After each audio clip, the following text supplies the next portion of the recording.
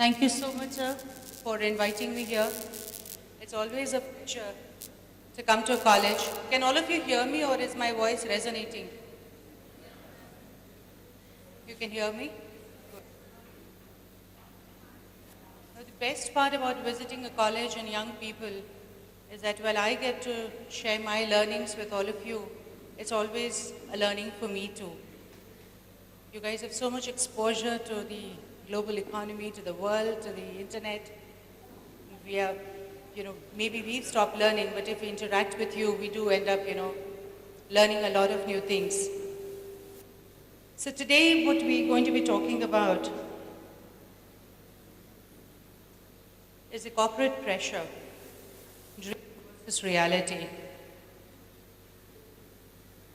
Before I start off or say anything, I'd like to share a story with all of you, which somebody had shared with me long time back, and I think it still makes it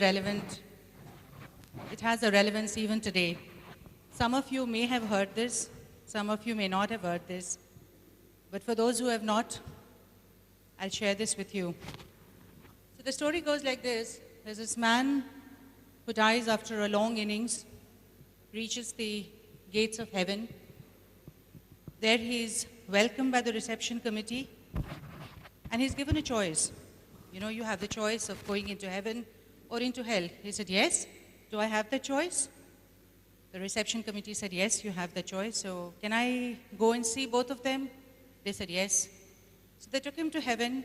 It's beautiful, white, purity everywhere, lovely place with angels and musicians. And he said, I would also like to see hell. So they took him to see hell. And he was surprised because there were fast cars, there were a lot of girls, there was a lot of discos, and there were a lot of good music and excitement everywhere. So this is really nice. So he comes back to the reception committee and they said, have you made a choice? He said, yes. I'd like to go to hell. I said, are you sure? Yes, well, heaven is really nice, but I'd like to go to hell. So they took him to hell, stood him at the gate, opened it, and put him inside. And when he went inside, the scene had changed. There were burning pots everywhere, people were being hanged upside down, people were being pushed into pots, hot oil pots. I said, but this is not the place that they showed me yesterday. So they said, yesterday, you'd met the recruitment team. Today, welcome to the organization. So there's always this difference. And I guess that question still is true, otherwise we would not have been talking about the difference between employee needs and employer expectations. But we're not that bad, believe me. When you move into an organization, you're not going to be thrown into hot pots. But there is always a gap. The question here is, how do we bridge that gap? The first thing what I feel is, for us to understand, is what are the expectations or the needs of a fresh graduate when he moves into an organization?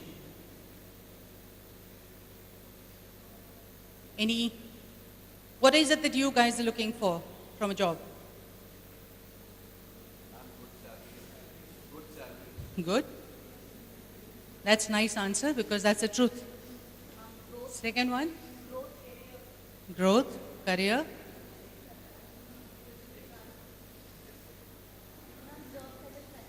Job satisfaction.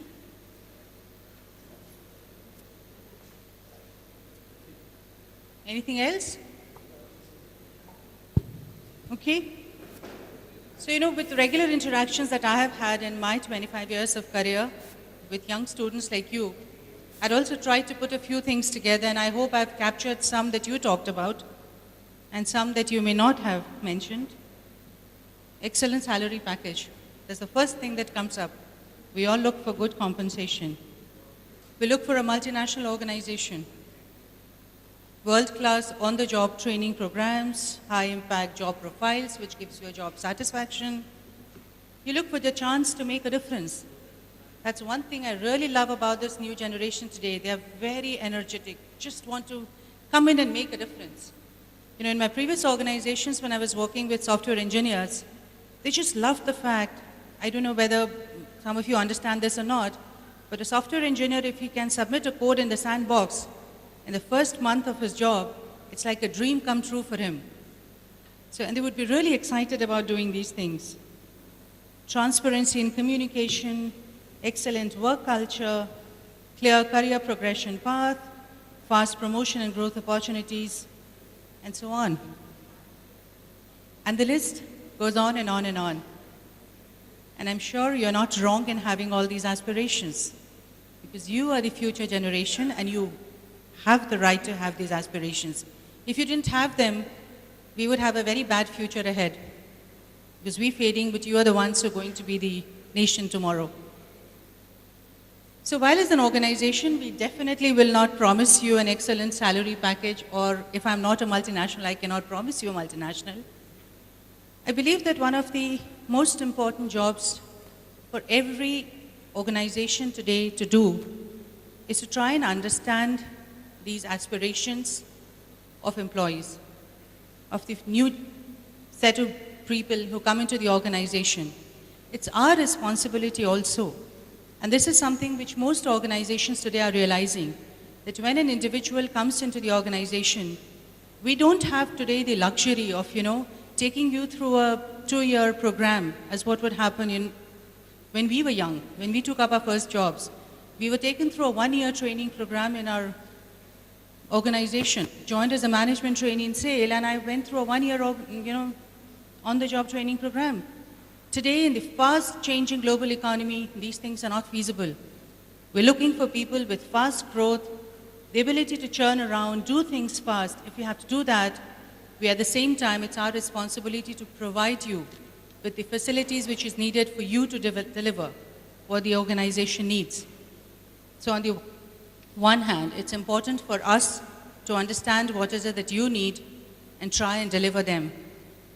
But that's only one side of the gap. There's the other side, is what is it that the organization wants? Any guesses?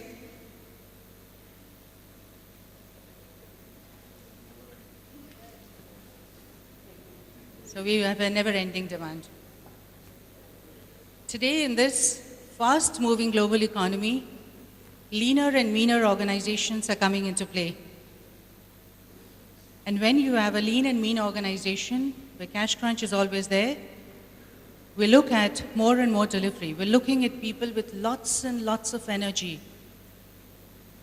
People who have the urge to deliver, to come up and do something. That's what we are looking for.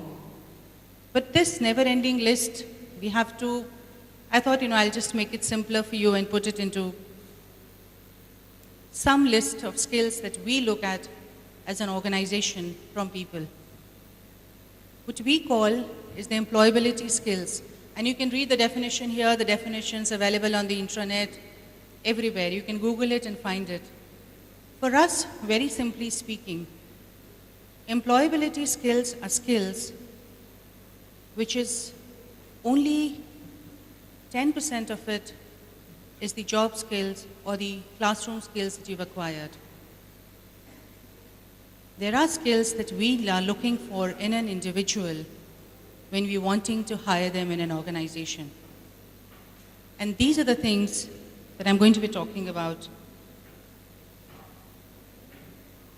Communication skills.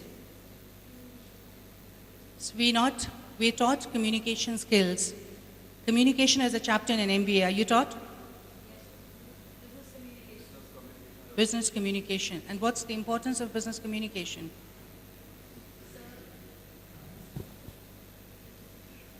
It's to disseminate the correct message, either from the employee to the employee. How many of you have watched Three Idiots? It's the definition of, what is the definition that the professor asks for? It was a machine. A machine's definition. Dynamo it was. So how about explaining communication in simple words to me?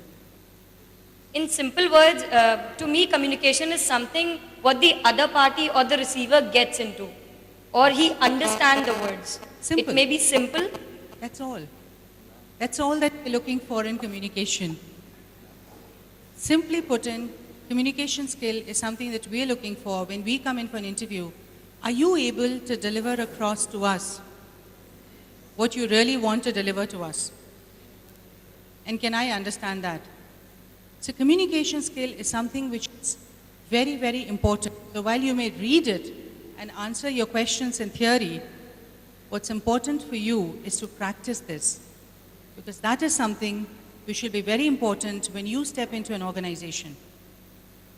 So while reading and knowing the definition is one part of it, practicing your communication skill so that you can actually be able to communicate to the other party what is it that you want to say is what we're going to be looking at. Teamwork skills. And very important. We all know we have to work in a team. Here is where your attitude becomes very important for us. Can you work in a team? Especially when you are interviewed. We don't really ask you, how is it that you can work well in a team? But we'll ask you a question. And if in that question you push back, you don't really want to contribute to it or, find a solution to a problem, you are actually not being a team player. You're being an individual player.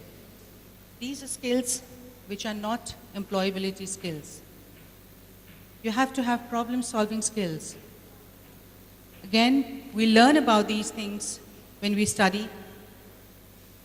Initiative and enterprise skills.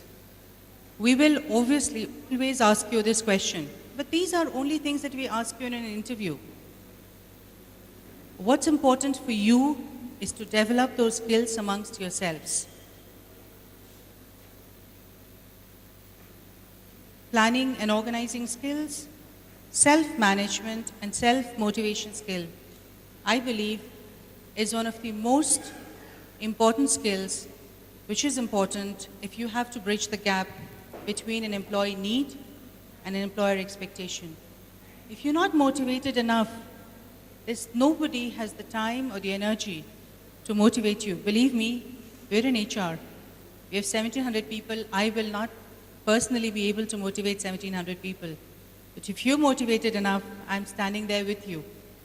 It happens in every organization. You have to have the self-motivation along with the organization providing you that support. The organization provides you with the background, with the processes, with the structures, but you have to be self-motivated. And learning skills, very important. Technology skills. What do you understand by technology skills?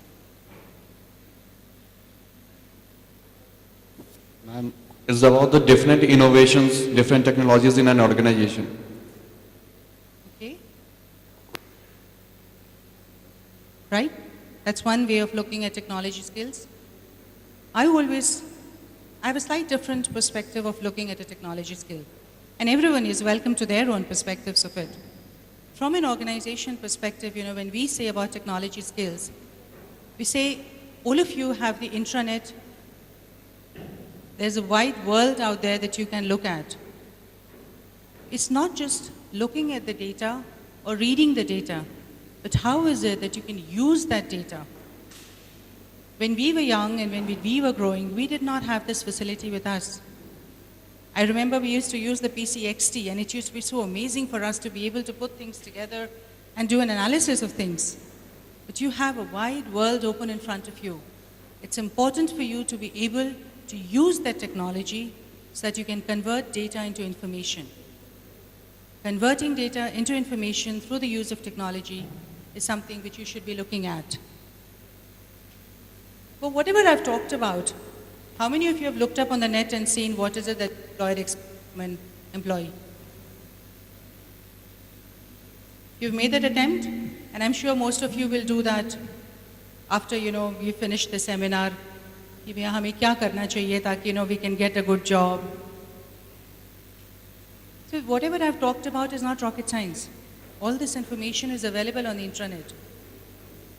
We know if you go and Google, you will get to know what is it the employee needs and what are the employer needs. So why is there a gap? So why is there a gap between an employee need and employer expectation? Because ma'am, everyone have their own expectations. Organization have their own expectation and an employee have their own expectations. Depend upon the behavior, the expectations and all. Okay, So it varies. okay. So but if I have my own expectation and you have your own, I'm supposed to understand your expectation and you understand mine based on the, this research that you've done. So why should there be a mismatch? If I understand you and you understand me, we should just be able to work together. Like ma'am, I am employee for a company and you are owner of the company and I want 20,000 salary and if you say that I'll give you only 10,000, so that is my expectation that I'll get 20,000 and according to you it is 10,000. So it varies from my side and your side also. Okay? Okay. Any other views? I thought somebody said, ma'am. My analysis of this, and so this is purely from an organization perspective when we talk, and I sincerely believe in this, that the gap is because we do not differentiate between a career and a job. So what I'm hearing is you talking about a 10,000, 20,000 salary. That's a job. It's not a career.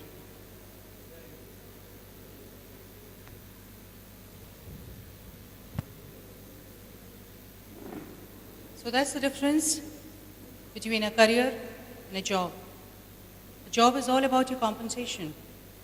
A job is short term. A job is something that you're doing because you have certain skills for it. But a career is your passion, your love, something that you've always wanted to do. Something maybe you have the skills, you don't know, but you have learned it. You've grown and honed that skill. It's a long-term investment for you. Unlike our generation where we had only few options available and we were actually discussing this, your generation has a host of avenues open for you. Just don't think of, like we used to think, if you did not become a doctor and an engineer or a civil servant, you were nothing. Your generation has growth opportunities in every field. Identify what is it that you want out of yourself. It's time to put your pieces together. What do you want to be? Where do you want to go? And that's when you start planning your career. So this is my sincere advice to all the young people. I give this advice to my children too, and I'm giving this to you too. Try and do a self-assessment of yourself. What is it that you are looking for yourself as a growth? Is it just getting a good job and a good money? Or is it something that you're going to be enjoying? Because believe me, if you get into a multinational with a very good job, but you don't have a passion for it, very soon people with lesser qualification than you, who have a passion for that job, will outshine you and will move ahead. Because unless and until you have a passion for that job, you will not be self-motivated enough. You will not have the loyalty, you will not have the commitment, you will not have the enthusiasm and the energy to get into that job. So just love what you're doing. And that's all that as an organization we're looking for. If you love what you're doing, you've met the employer's expectations. So if you don't love what you're doing, there'll always be a gap between what an employer wants and what an employee expects. My 2 bits here. So therefore, when we do an interview, your job skills and qualifications form only 25% of the weightage that we give you. We look at your attitude, we look at your communication, image, appearance, everything. So that's my summary. Self-assess yourself. And I always put this line, wherever I go to a college, is smile. Not only increases your face value, it also gets you a job.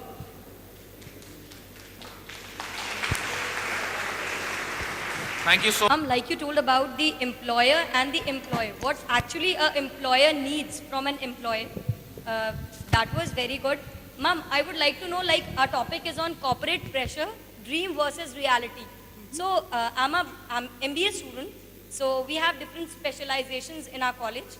As an HR manager, what do you think, what was your dream for aiming as an HR and what came as a reality in the corporate? We would like to have your experience, ma'am. And how you became HR head, ma'am, we want that experience from you. It will be very grateful. Yeah. So, how did I move into HR? Now, that's a very tough question. You know, when we were young, we did not have too many opportunities, but one thing I was very sure, I did not want to be either an engineer or a doctor. The field of administration was something, so I still remember when after my 10th, I took up arts, despite the fact that I had the lowest marks in my 10th board in my art subjects.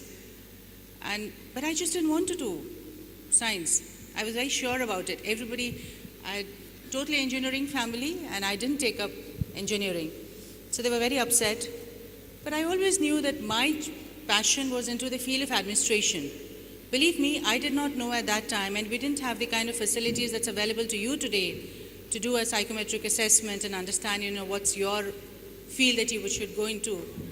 I always wanted to move into the administrative field. That's how I appeared for this public sector exam